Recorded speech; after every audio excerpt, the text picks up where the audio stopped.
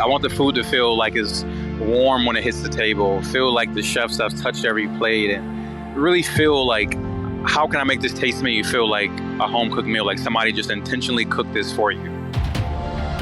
This is the Deep in the Weeds podcast. I'm Anthony Huckstep. There's a change sweeping across the hospitality sector globally. It's not just the new wave of talent carving a new path, it's about shaping a new kind of culture in the industry, a culture that is more inclusive, nurturing, and offers balance amidst the traditional chaos of the kitchen.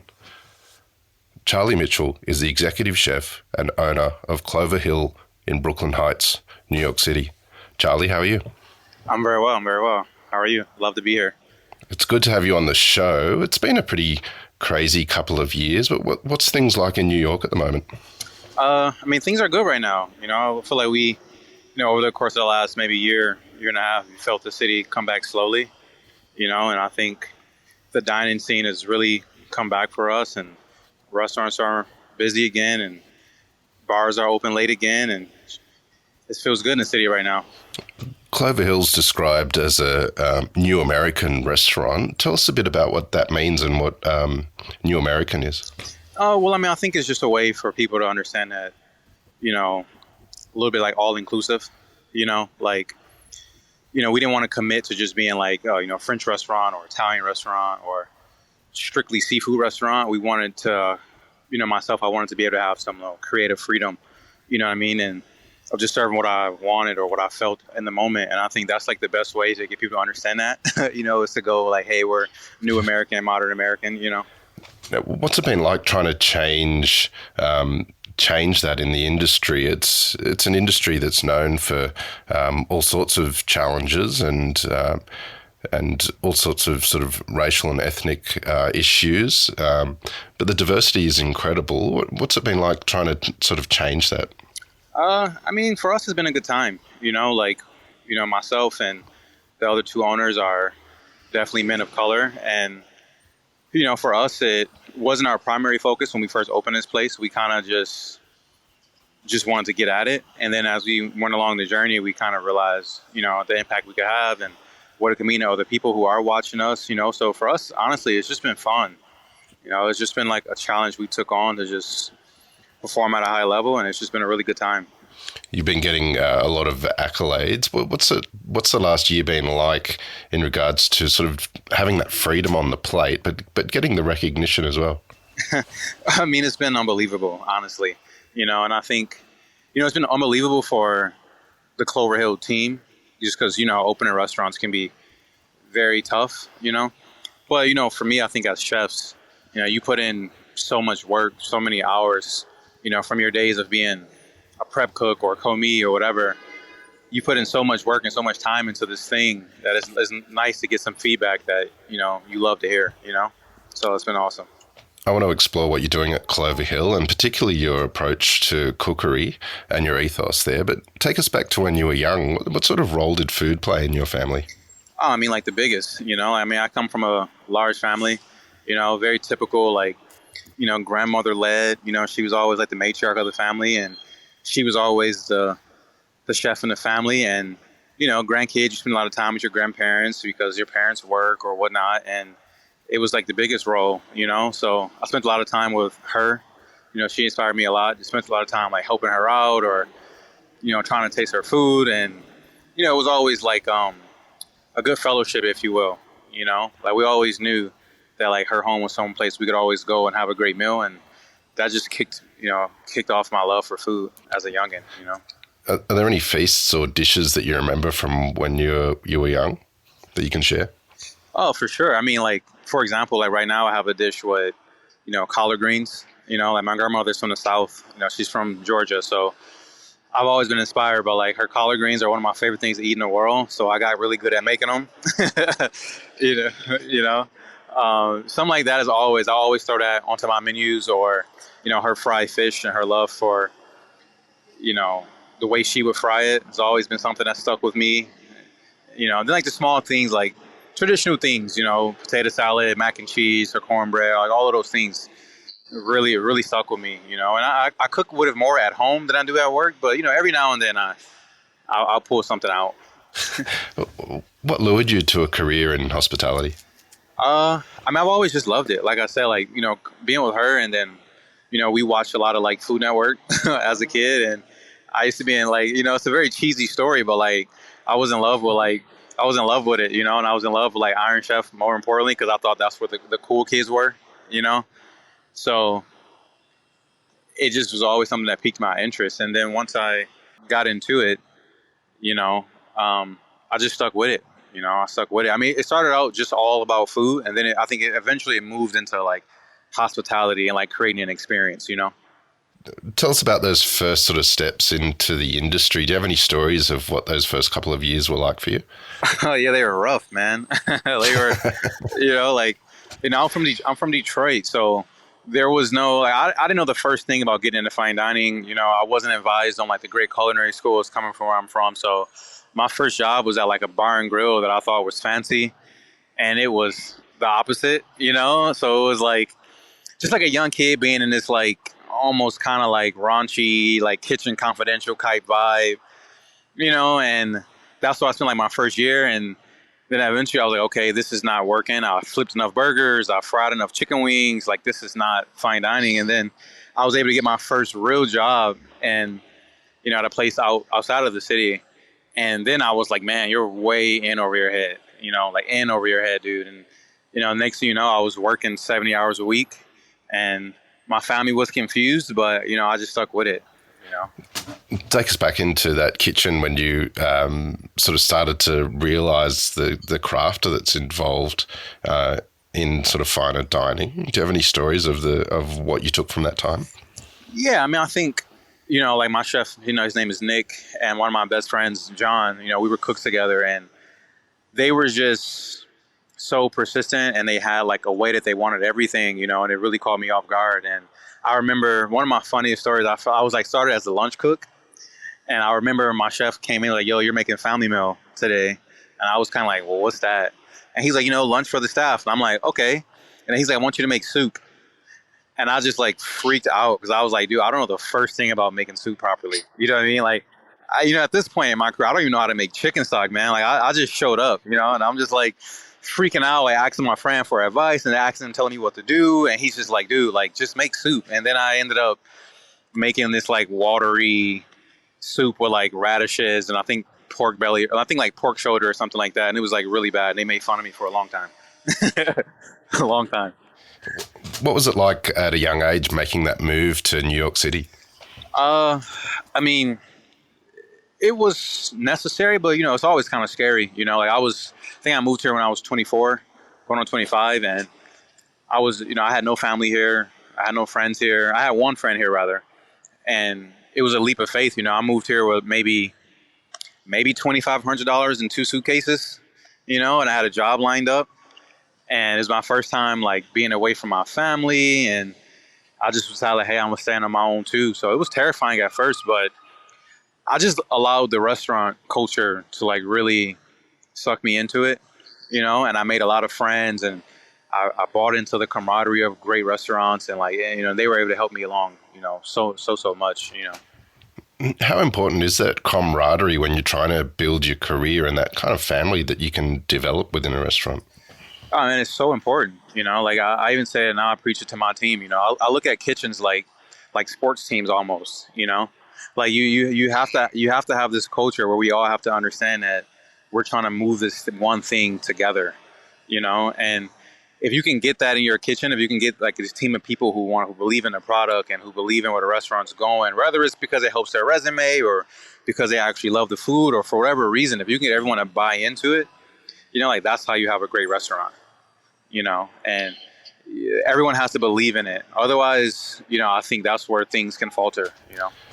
In those early years in New York, what were the sort of the venues or the people that you worked with that really helped you carve your sort of path and career? Well, I would say like my first job, Bethany, although they closed while I was there, like I think that kitchen culture has stuck with me like almost the most.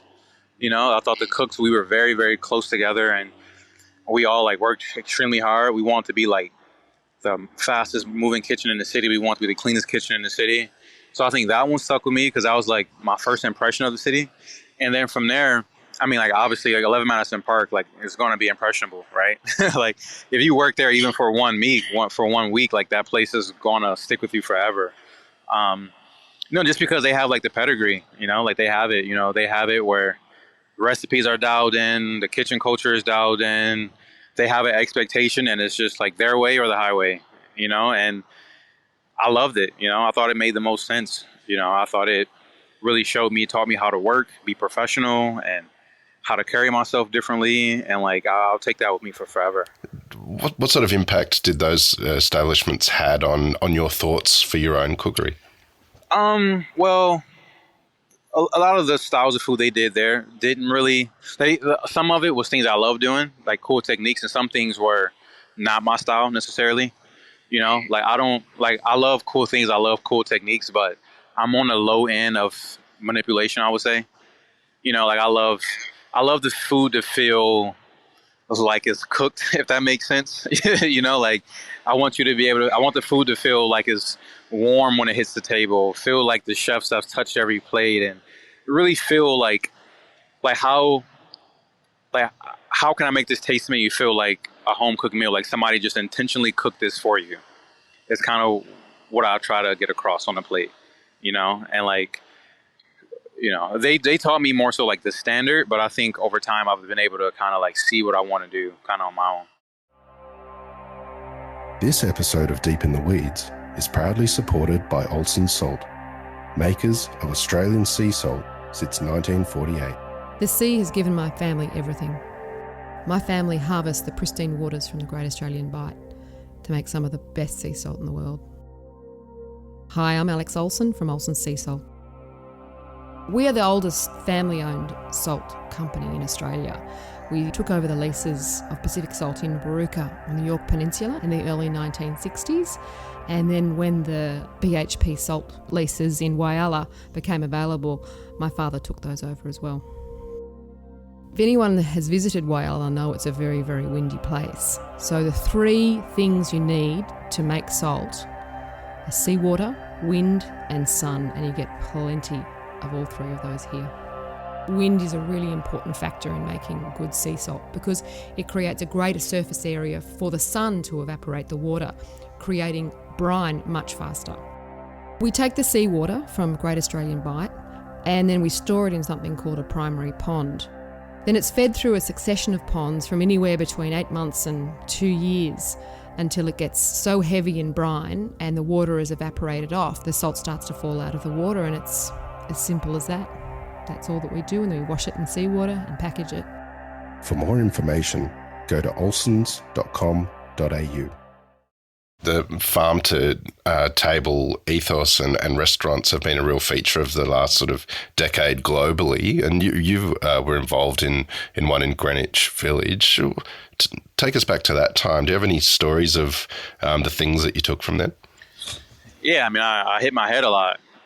Like, that restaurant, basically what happened was me and a friend of mine were kind of like co-chefing it, and I kind of tried to lead the charge on the cuisine where he was doing, like the other half of the chef job and trying to like run the restaurant a little bit. But it just allowed both of us to just go after it at a place in New York City and like put dishes on the menu, R&D, realize what works, what doesn't work, see how hard it is to create a culture, how hard it is to create systems, how hard it is to create consistency, and it just opened my eyes to like, man, like it's really hard work to be a great chef, And so we had a lot of fun and we cooked a lot of good food, a lot of great food, but like the way we ran the place was like a more of a learning experience. The last couple of years you've moved around a little bit. You moved out of New York to Washington, D.C. and back again. Take us through the last couple of years and what it's been like for you. Well, I mean, like obviously COVID was rough, right? Like as a chef, we didn't know what was happening.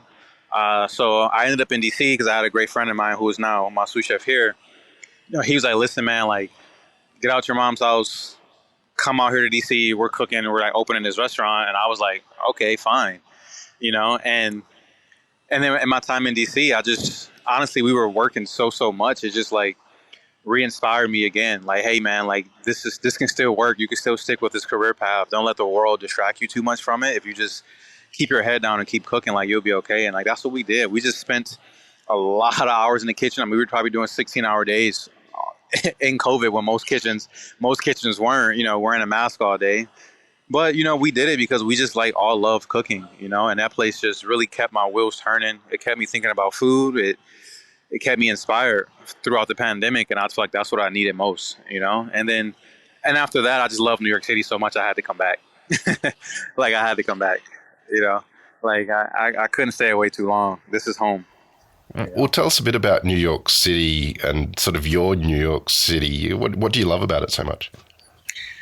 I mean, I just think it's like the land of opportunity, like, I mean, first and foremost, I love people, so I don't mind being around all the people. I love the mix of cultures they have here. Like I didn't grow up with a mix of cultures the way we do here, so I love that. And then it's like, man, if it's anything you want to be, from a street artist to, a politician, like you can do it here. And I think that's inspiring, like, so it's a place where we can all make it, and I think it's also one of the hardest industries to make it in. So as a chef, I'm a little competitive in the sense of like, I want to see where I measure up against the greats, So that's the truth. I definitely want to be in a city where I'm taken very serious. So, but I just love this place. It's great. If you can make it here, you can do it anywhere. Tell us how Clover Hill began for you. Pretty random, actually. I was actually leaving a job that I took to move back here. I was unemployed at the time. And one of the owners, Clay, randomly texted me, after 2 years of COVID, he randomly texted me like, hey man, what are you up to? And I was like, well, actually nothing. What's up? And then we had a conversation over coffee, I think the very next day. And, we just realized that we both were inspired and we both had goals that aligned and we both wanted to just like work hard and do something cool. So it actually happened pretty quick, and then we kind of hit the ground running, and then like opening this place, it was definitely like an independent small restaurant opening, like it's really just us, like there's no person emailing us about our budgets. There's not, like we're doing everything ourselves, so it's been an awesome experience, but like definitely a learning experience for sure. Well, tell us about those challenges. What's it been like for you striking that balance with creativity and getting your voice on the plate as well as sort of the business side of things? I mean, it's been hard. Like I've learned, like, this is my first executive chef job. I've been sous chefs and executive sous chefs, and I had like a CDC role, but like this has taught me, like some days my biggest problem was like getting the trash picked up on time, or or a porter not showing up, or the power shorting in the basement, and meanwhile you're thinking about on Instagram, it looks like all chefs do is plate pretty food, and you're just like, man, I just the building won't let me keep my grease trap outside, like there's like things that I learned that embody the chef position that I had to learn the hard way very fast. And for us too, like we're small, we didn't have a lot of like PR, a lot of articles, nobody knew my name, so like summer was very rough. Like summer was very rough for us, to be honest. Like we were extremely slow. And I always say like the only thing harder than running a busy restaurant is running a slow restaurant, right? Because, you have challenges you face as a chef of like labor, like having cooks here or not, and maybe like cost of ingredients, thinking about, hey, should I make my ingredients cheaper? Should I hold the fish for one more day? Should I change my standards? Like you have all these questions going along in your head when you're doing 4 covers, So we and him had a lot of long conversations at night, we had a lot of long conversations. And one thing I always told him was like, listen, if we just stick with it, it'll work. If we stick with it, if we believe in our product, like it'll work. And it did. We stuck with it, and it seems to be working right now. Like it seems to be working. You've got a passion for seasonal and local ingredients. Do you have any stories of the connections that you've made with growers and people who supply the restaurant? I mean, I think my biggest hurdle has been like trying to separate myself a little bit, to be honest. Like like you said, I've done a lot of local cooking. I've done a lot of farm to table cooking, and I wanted to kind of expand on that and try to bring, to this area in Brooklyn, like some things they would only get in Manhattan, So some of my craziest moments have been just in communications with a lot of our like Japanese fish purveyors, and learning the way that they work and how intense they are and how dedicated they are and how sometimes the language barrier gets in our way, but we figure it out, and that has been like my biggest learning curve is like how they work so different from a lot of these like local fish purveyors and these people that we have in the city, and it's been great. I've learned a lot from them, and it makes a lot of sense how they behave. Tell us a little bit about your cooking ethos and what you're doing there at Clover Hill. Well, for me, it's very ingredient focused. Like not just, it doesn't mean expensive ingredients, just means like good ingredients, like from good farms, good purveyors who take care of their food and get things that taste good. So we get good ingredients, and then I like to call it like very like honest cooking. Like very intentional and very like, hey, let's all be honest with ourselves. Is it delicious? Are we doing it the right way? Let's follow the recipe step by step. Let's all be very true to what we're trying to do, and then it'll show on the plate. Like I'm not trying to make a mushroom into something else, but like let's make this mushroom the best possible version of itself it can be right now. And I think if we continue to do that, all of a sudden you have like a bunch of delicious dishes on the menu. You know what I mean? So that's really what it's been about.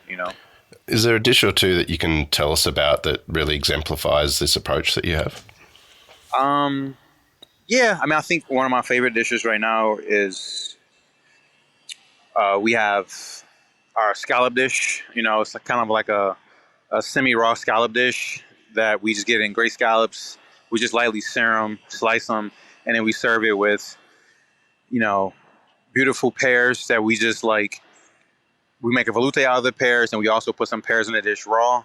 And then we do two different types of mushrooms, or we braise some black trumpet mushrooms, and then we shave over some raw matsutake mushrooms.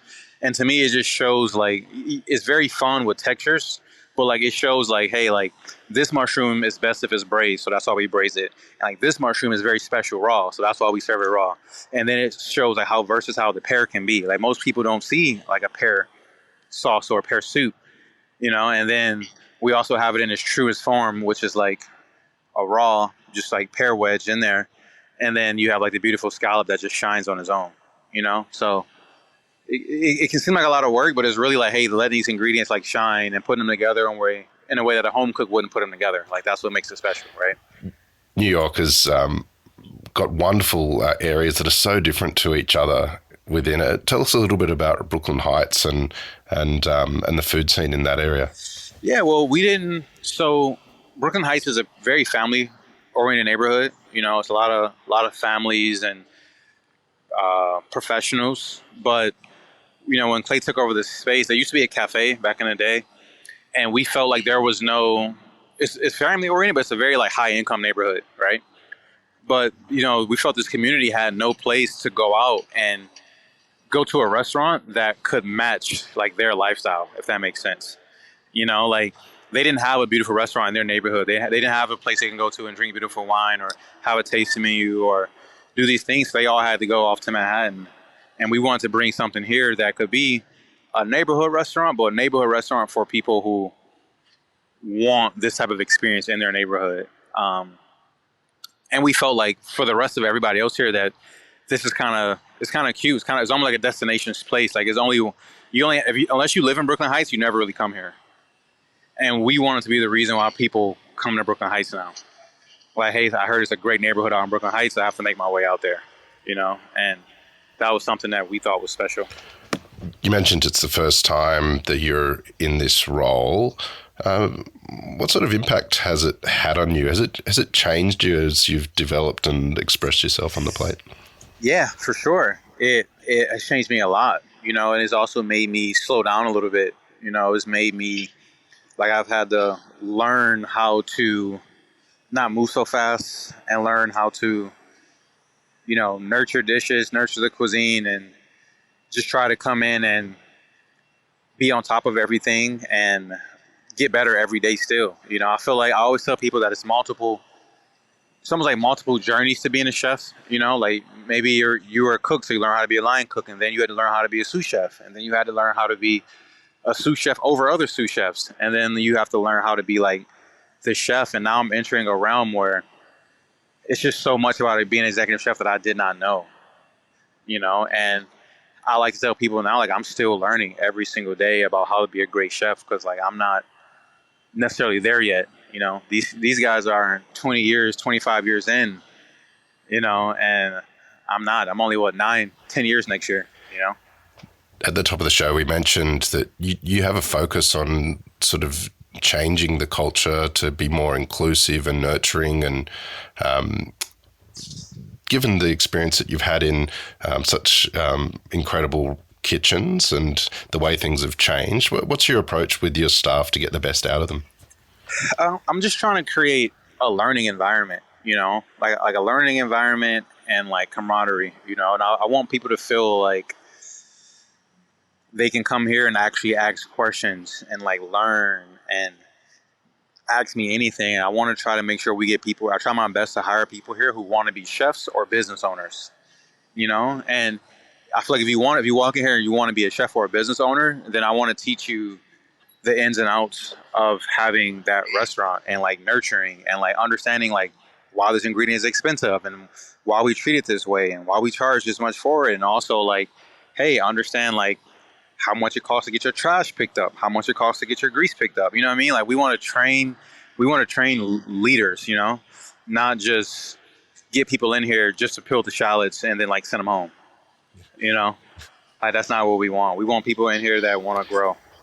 You're making a real name for yourself with Clover Hill and making an incredible impact. What are your plans for the next couple of years? Well, I think for the next year or so, for sure, we're just trying to stay grounded and keep doing a good job. But obviously, I would be lying if I didn't say we want to do another project eventually, right? Like that's what we're all are in it for, For me specifically, like Clover Hill was something that I was brought into by the other owners, as a partner. But like I still have this like desire to have like my own complete like brainchild one day, So hopefully next couple of years I can put that plan in motion, Well, you're doing an amazing job of getting yourself on the map. What do you love about what you do? Well, I think my favorite thing right now is like the interaction with the guests. We have an open kitchen here.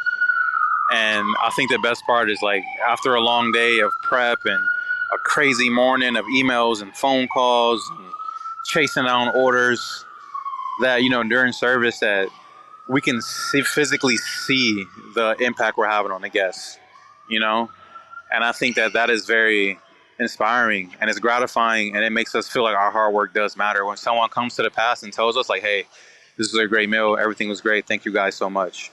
And like, it's just great for us. So I think that's my favorite thing right now, Well, Charlie, it's amazing what you're doing, and we're honoured to have you today on Deep in the Weeds to hear your story. Good luck with everything. Please keep in touch, and we'll catch up again soon. All right. Thank you so much. This is the Deep in the Weeds podcast. I'm Anthony Huckstep. Stay tuned as we take a deep dive into the lives of the incredible people who ply their trade in the food and hospitality sector. Special thanks to executive producer Rob Locke for making this all happen. Follow us on Instagram at Deep in the Weeds Podcast, or email us at podcast@deepintheweeds.com.au. Stay safe and be well.